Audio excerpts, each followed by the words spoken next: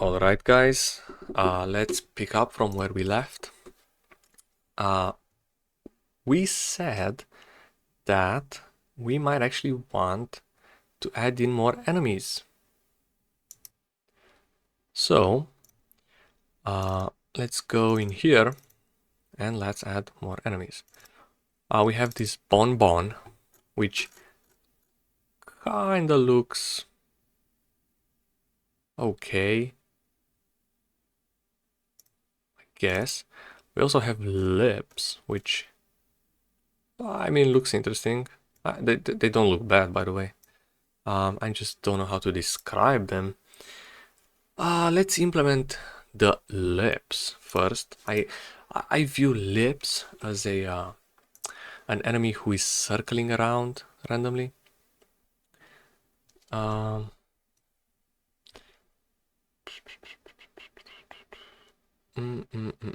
Let's see. Let's create enemy lips.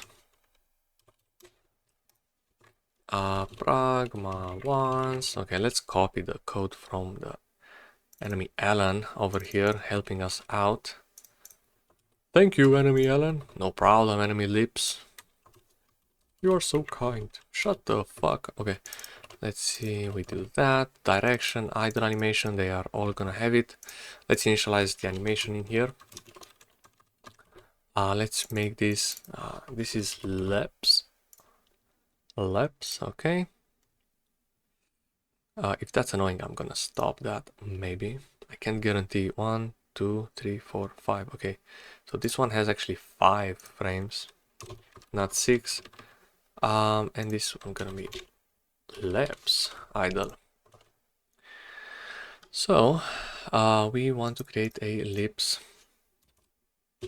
enemy lips.cpp, which is gonna be here, and we are gonna copy the code from enemy Alan over here. Call it. See guys, now that we wrote the code in the beginning, you know, in the few episodes, now we can actually add on stuff way quicker, potentially. We don't want this in here. Actually, we don't want this here either. Maybe let's just leave it there. Maybe we want to copy paste it at some point. I like to hoard. I'm like a code hoarder. I don't know if that's a real like a real thing, but I'm one of it. One of them, I guess. I'm not sure. Maybe I said the stupidest thing of my life. Probably not. Like honestly, probably not. Let's see, Alan. No, we want. So for testing purposes, we will spawn this manually, like we did with Alan in the beginning, and then we're gonna add it to the spawner. So enemy lips. Let's add here the enemy lips. Just like that. Let's see if it spawns in our scene first. And it does. Look at that. And it moves just like Alan because we copy pasted the code. Now,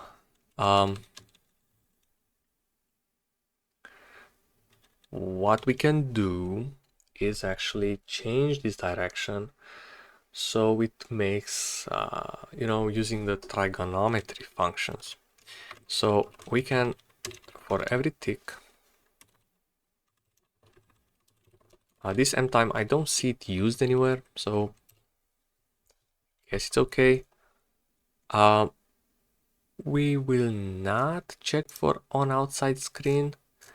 By the way, in the scene here, when we detect outside of scene stuff, let's see, did we implement something in here on collision? No, the move function.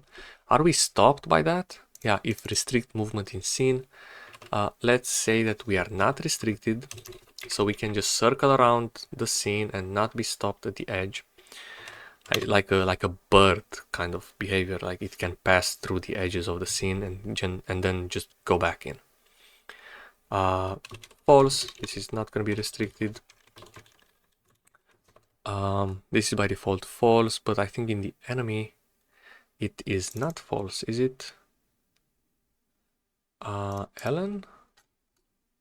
Whoa, actually Ellen isn't restricted anyway. I mean, that's okay. It doesn't affect us for now. It just means we didn't use this thing until now. And we are still not gonna do it and this one is off by default, so we don't actually have to change anything. So, problem solved. Let's do it like X is, I don't know. Let's do sin. Actually, let's do cos of m time. And let's experiment, guys. Let's just do random stuff. Let's do cos there, sinus here. And I'm doing it because they are like opposites. When one goes up, the other one goes down, and so it's gonna create at some point a circle. But we can experiment to see what happens if we change them, obviously. And we are gonna be doing that, trust me.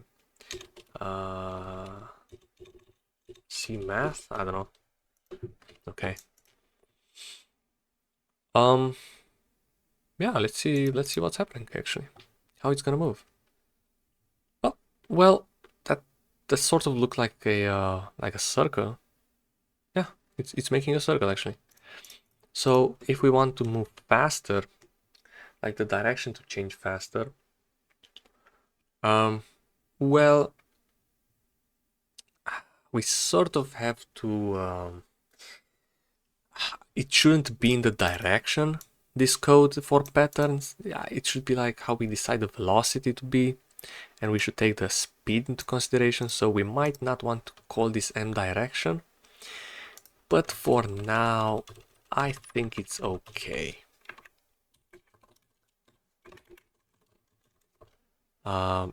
This is equivalent of what we had before. I'm just showing it to you, and it's gonna make a circle, and this should keep on making a circle. Yeah. Okay.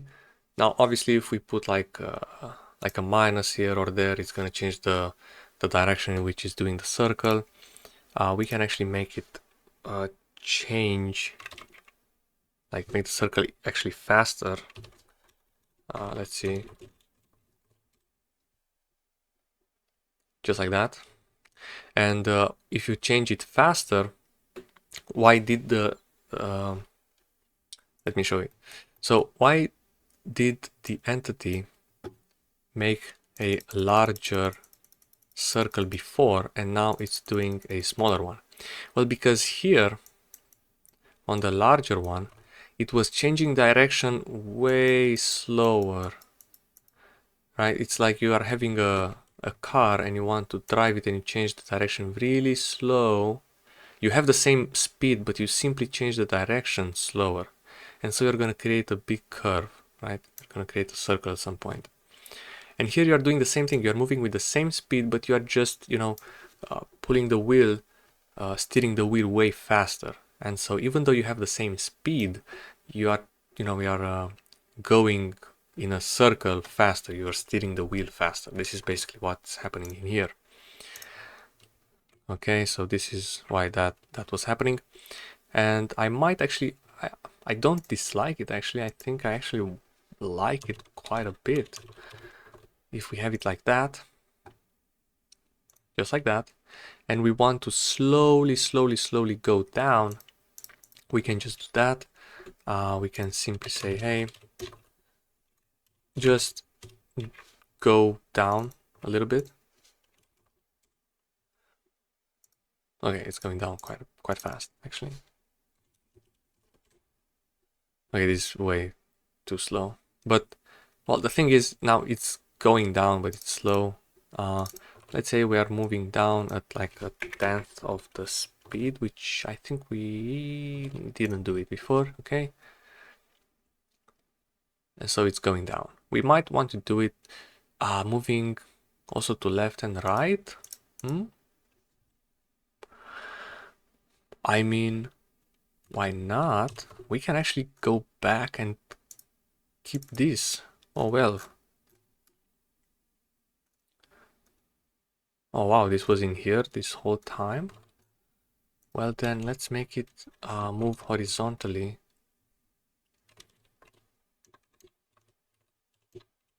bit faster.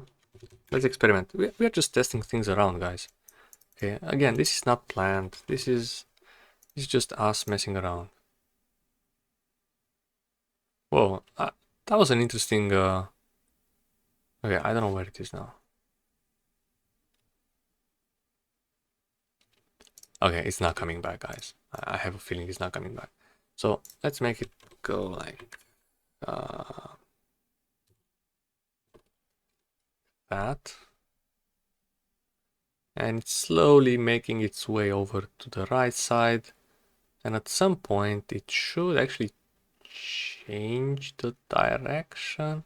It might change it multiple times. And so, well, we can fix that if we want for the mob to go right and then to the left and then to the right again. But for now, I think that's okay. We can remove this because this won't work, because I think this gets triggered a lot of times and it's just going to be -1 +1 -1 +1, you know. I mean, a negative, positive, negative, positive, and so I don't think it's worth it. So that's my opinion, at least. And we can make these mobs go randomly left to right by simply choosing a random direction. And once they are outside, well, no, I said I want them to fly back in, I guess. Okay, let's not overcomplicate things. This is a really simple game.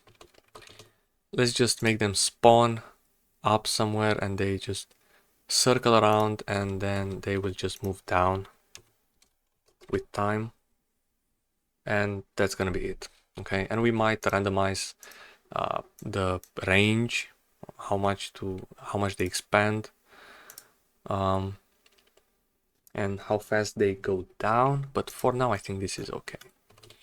So let's add this enemy because I think it's all right. Enemy spawner, let's add it here. This is lips,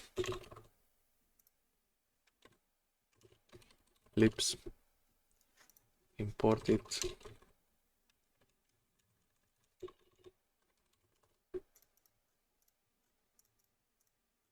And here, obviously, it's gonna have to choose if it wants to give us an Ellen or lips to spawn. Damn, it sounds so weird. So let's make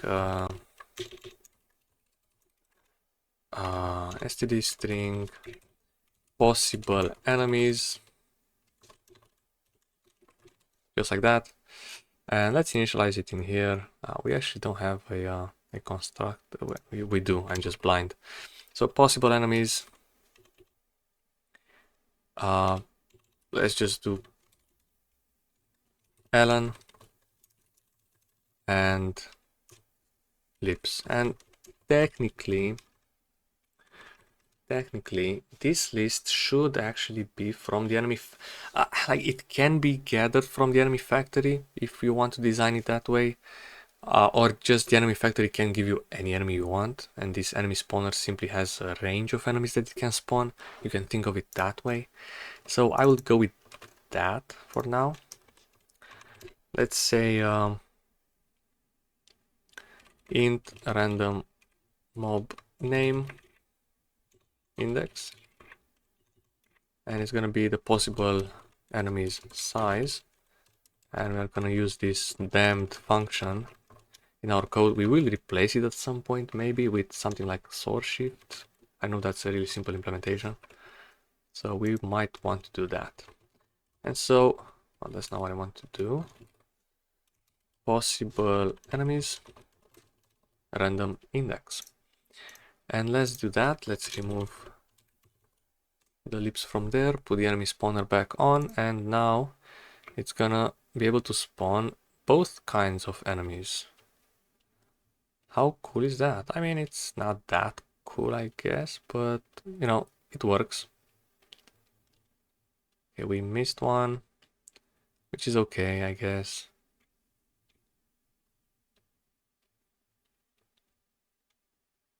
Okay. I mean, this is pretty playable, not gonna lie. We just have to add in some like a score, some item pickups. That's probably what I'm gonna be doing next time. We're gonna make a like item pickups. That's gonna be interesting. We have to decide what bonuses we want. Like the attack speed on this guy, it's I feel like too fast. And the enemy, well, the enemy spawner spawns enemies fast also. So it kind of matches. The gameplay is kind of balanced, so we might want to change that. We want the game to spawn enemies faster as we go on with the game for more. So if we last it like for 1 minute, it's gonna increase the speed at like maybe a minute is too much, but it's gonna increase the spawn rate, and you know, we will be able to gather upgrades for our ship to shoot faster maybe. Well, we added a simple. We have time to add one more enemy, I think. Do you think, guys? So we can implement Bonbon, but I'm not sure how I want Bonbon to function.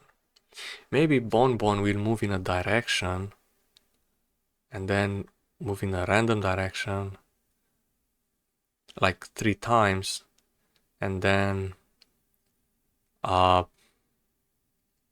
or maybe the Bonbon shows up on the screen and then will target the player. So you have to dodge Bonbon. No, we can do that. We can do that. Let's see. This is a more of an interesting mob, and it's also interesting because it has logic dependent on where the player is. So, and for that we will need some special things actually. Now we will do something like scene set player, and we will make the player be this guy.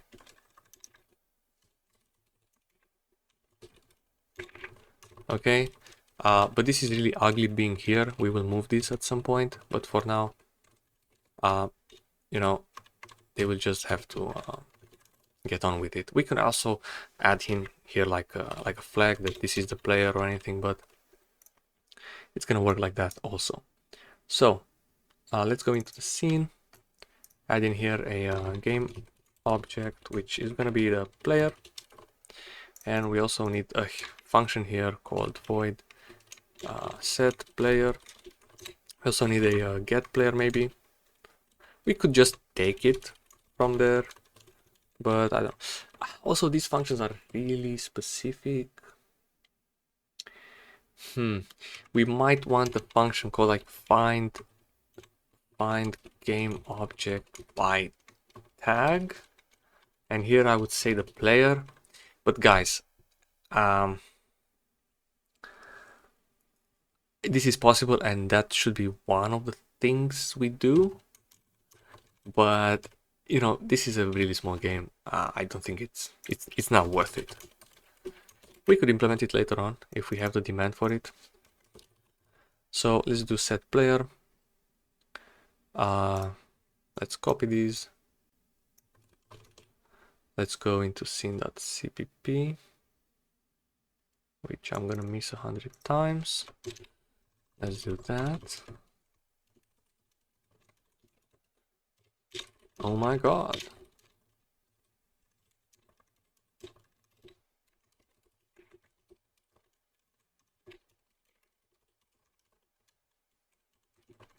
Just like that.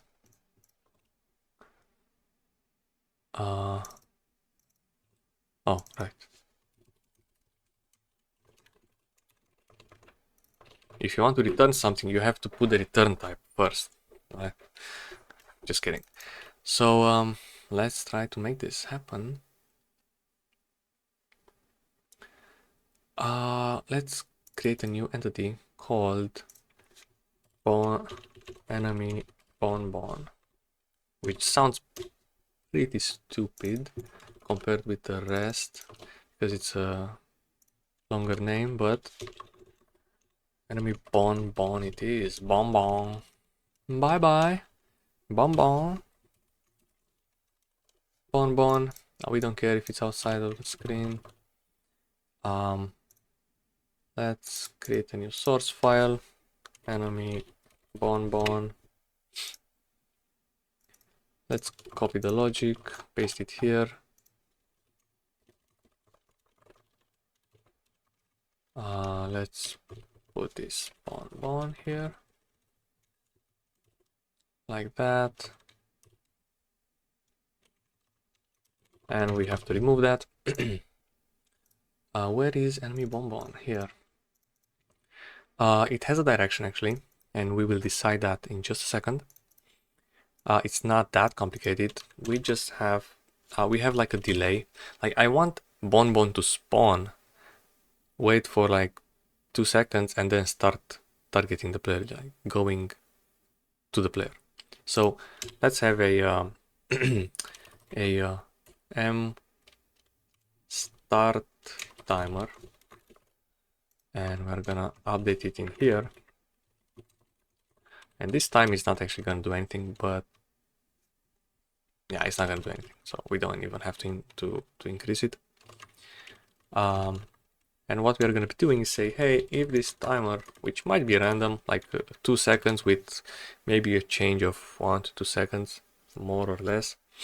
If this is less or equal to 0, we actually want to decide the direction which we are going, because if like the player can dodge, we'll be able to move left or right. Okay, I'm gonna show it to you guys when we get there.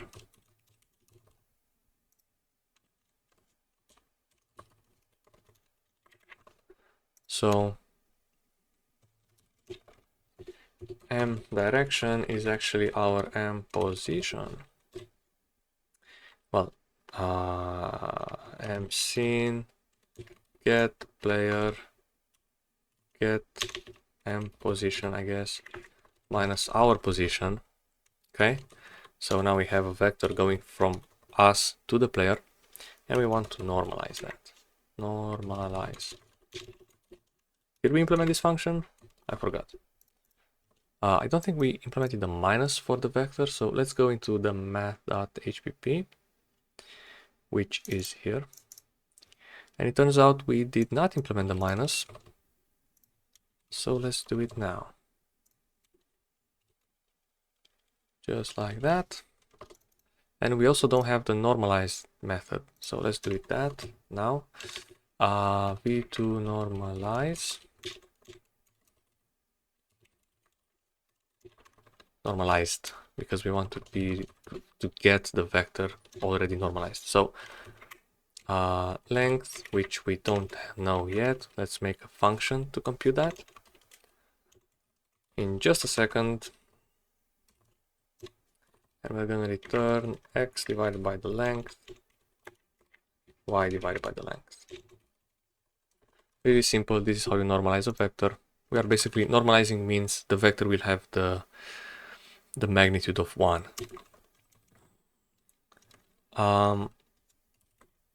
So just like a normal direction.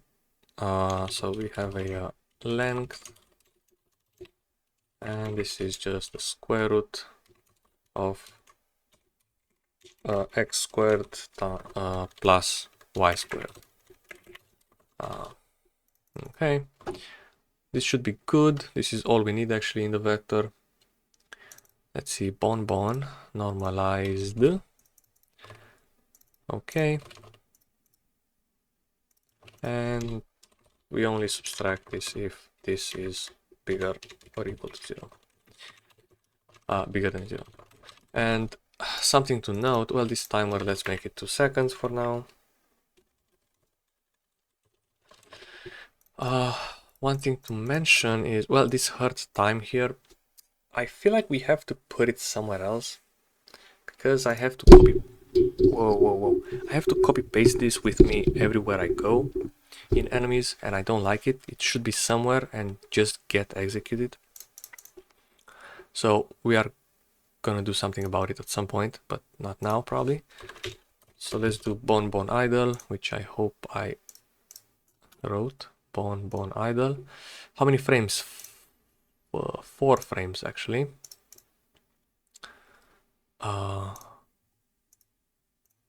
Yeah, 4 frames.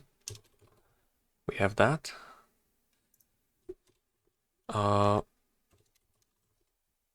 Okay. Let's spawn bon at some point and test it. So let's see. Bon.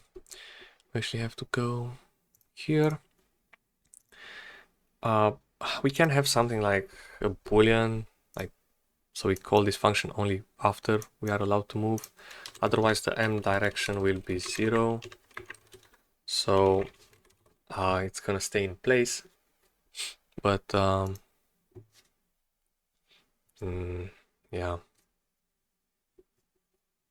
I mean, it's really... Damn. What the hell? I'm messing up my microphone. So let's see. If we start now, we should have a compilation error, which I completely foreseen, and it says, hey, square root is not there, and we say, yeah, it is. So we obviously have other issues apparently with our life. No overload function, blah blah blah blah blah. Yeah, we need the starting position, which is, I don't know, 100, just like that. We start this. Okay. Unresolved.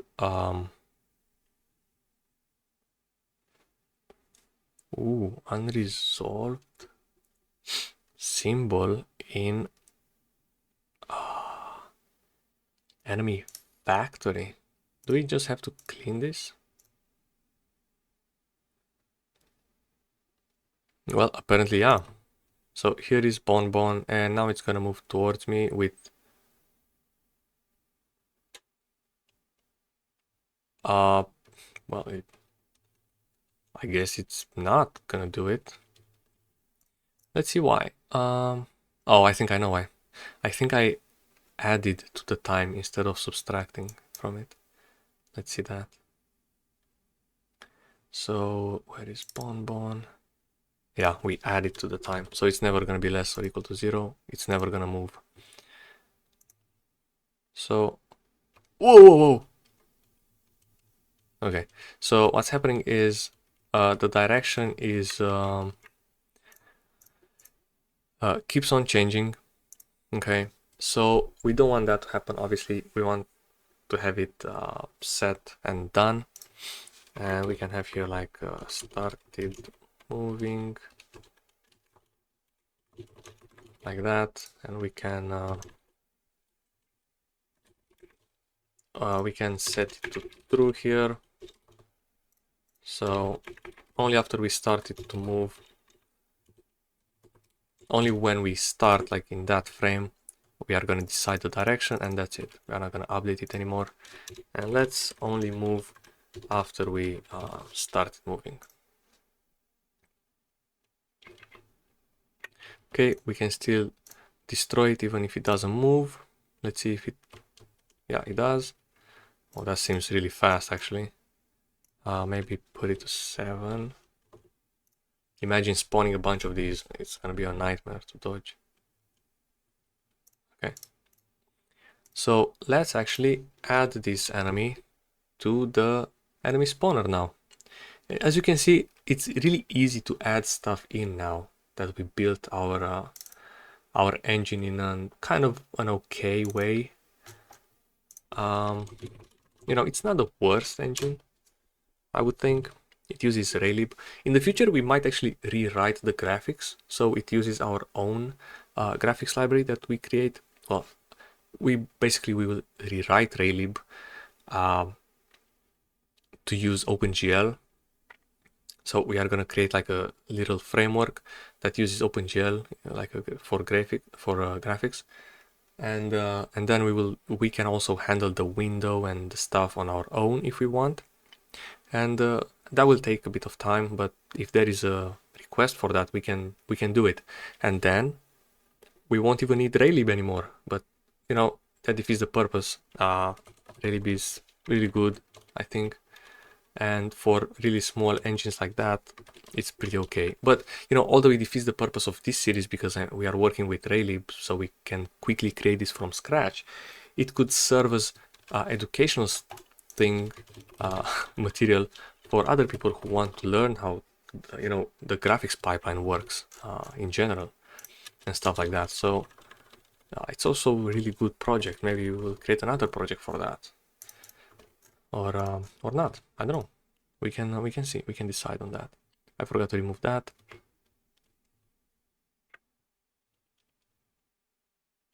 And we forgot to add in the spawner. Just like that. And boom, we have. So we can't stay in one place to just shoot because that guy will just come at us. And yeah, well, I mean, if we reduce the fire rate, this game is gonna be way harder. What are we gonna do in the next episode? Well, maybe we are gonna do some health thing for the player. Maybe we will be able to die. I don't know. Maybe we will do item pickups. That would be interesting. So yeah, see you in the next episode. Bye bye.